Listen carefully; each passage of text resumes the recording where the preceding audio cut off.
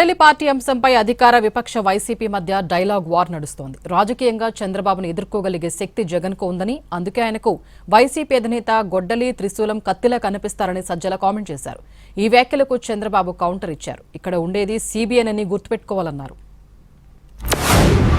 రాజకీయంగా తన ప్రాణం తీయగలిగిన శక్తి, తనలాంటి శక్తులందరినీ శాశ్వతంగా సమాధి చేయగలిగిన శక్తి ఎవరుకుందంటే జగన్మోహన్ రెడ్డి గారు. మరి గొడ్డలి మాదిరి కనపడక వీళ్ళకు హీరో అట్లాగా ఎట్లా కనపడతాడు? తన ఫ్రెండ్ మాదిరి కనపడతాడు, లేకపోతే గోరు మాదిరి కనపడతాడు, ఎట్లా కనపడతాడు? దాన్ని నేచురల్ ఏం కాదు.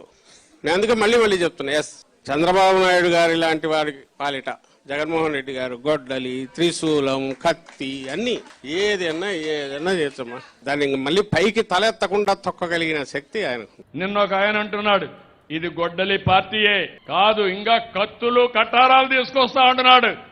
ఇక్కడ ఉండేది సిబిఎన్, గుర్తుపెట్టుకోండి. ఇక్కడ దృఢమైన ఎన్డీఏ, ఒక పక్క నేను, ఒక పక్క పవన్ కళ్యాణ్ గారు, ఒక పక్క నరేంద్ర మోడీ గారు ఉండే ఎన్డీఏ. ఎవ్వడి ఆటలు తాగనీయం, ఆ విషయం గుర్తుపెట్టుకోవాలి.